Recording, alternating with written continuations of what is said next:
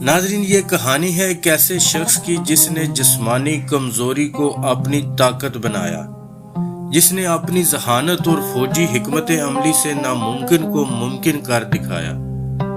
اس کی زندگی فتوحات، تباہ کاریوں، شاندار تعمیرات اور علم پروری کا ایسا امتزاج ہے جو اسے تاریخ کے صفحات میں ایک منفرد مقام عطا کرتا ہے۔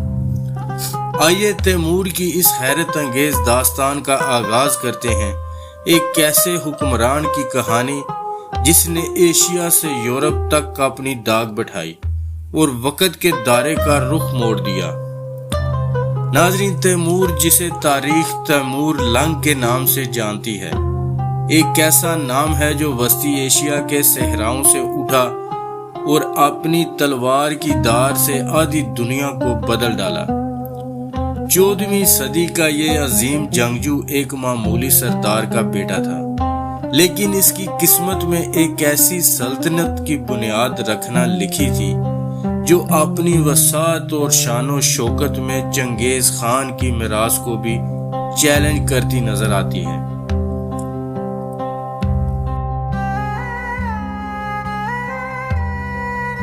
ناظرین، تیمور، جسے عام طور پر تیمور لنگ یا امیر تیمور کے نام سے جانا جاتا ہے، ایک ایسا نام ہے جو وسطی ایشیا کی تاریخ میں ایک مضبوط اور غیر معمولی رہنما کی حیثیت سے ابھرتا ہے۔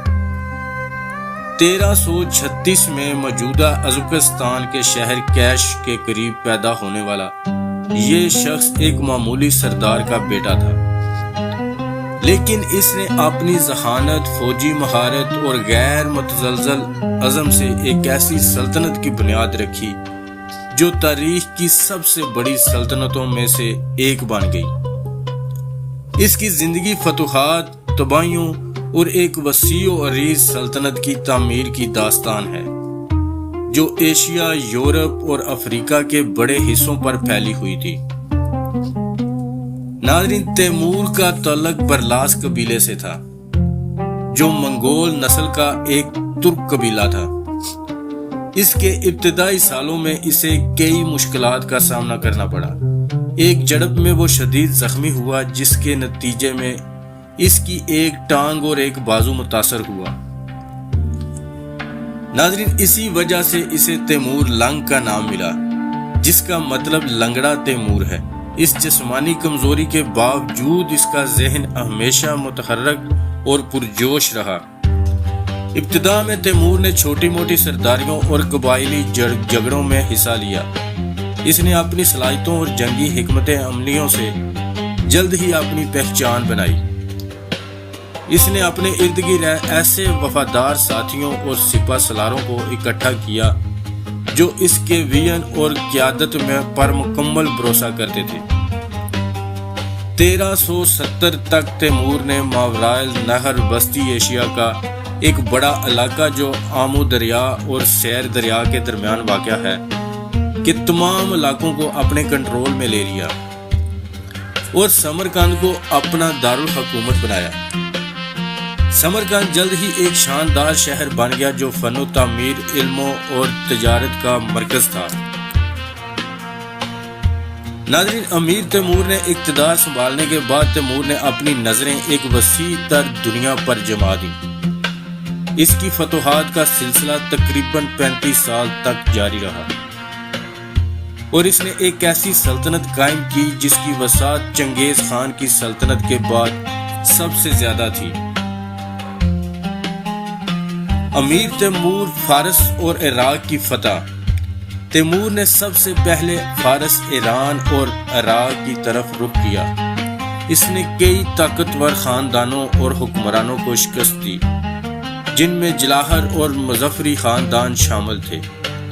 ان فتوحات کے نتیجے میں تیمور نے بغداد، اصفہان اور شیراز جیسے اہم شہروں کو فتح کیا۔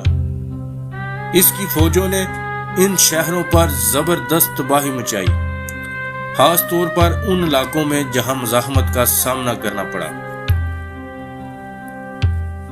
ناظرین، امیر تیمور کا ہندوستان پر حملہ 1398 میں تیمور نے ہندوستان پر حملہ کیا۔ اس کا مقصد دولت حاصل کرنا اور بت پرستی کو ختم کرنا تھا۔ اس کی فوج نے دلی کو تباہ و برباد کر دیا اور ہزاروں افراد کو موت کے گھاٹ اتار دیا۔ یہ حملہ تاریخ میں ایک خوفناک باب کے طور پر یاد کیا جاتا ہے۔ دلی پر قبضے کے بعد تیمور نے بے پناہ دولت اور ہنر مند کاریگروں کو سمرقند منتقل کیا۔ ناظرین، تیمور نے شام پر بھی چڑھائی کی اور حلب اور دمشق جیسے شہروں کو فتح کیا۔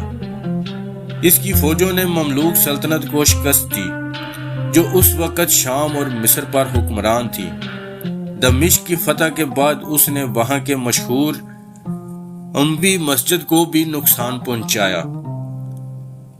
امیر تیمور کی عثمانی سلطنت سے تصادم۔ تیمور کی سب سے بڑی جنگوں میں سے ایک عثمانی سلطان بایزید اول کے خلاف تھی۔ 1402 میں انقرہ کے مقام پر دونوں عظیم افواج کا تصادم ہوا۔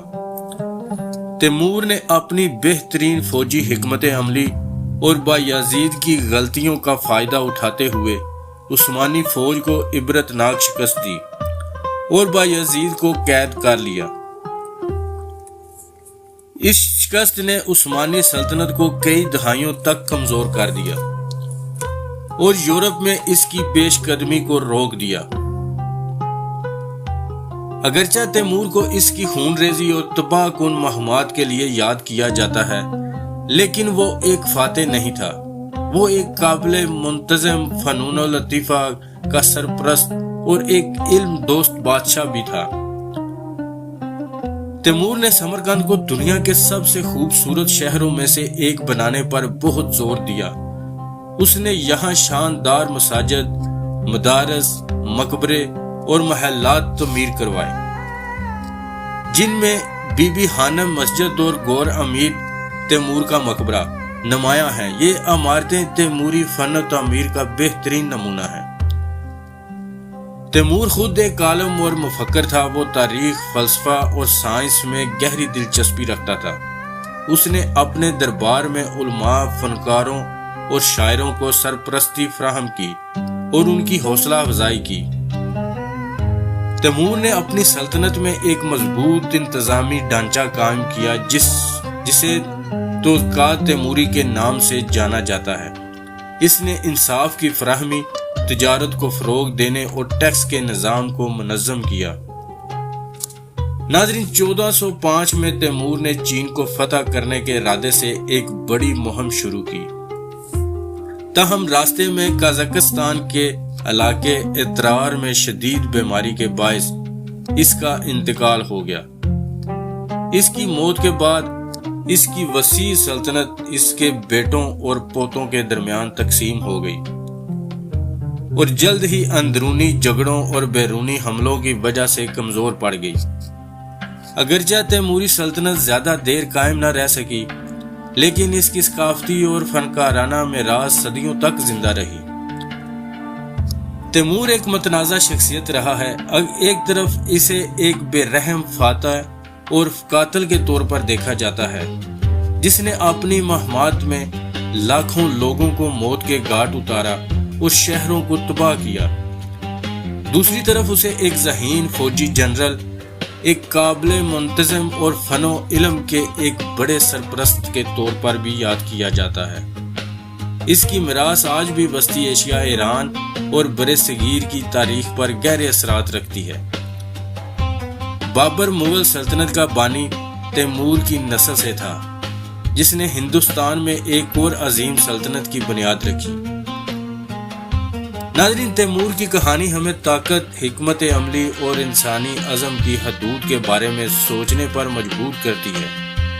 وہ ایک ایسا شخص تھا جس نے اپنے وقت کے دنیا کو بدل کر رکھ دیا اور تاریخ کے صفحات پر اپنا نام سنہرے حروف میں لکھوایا۔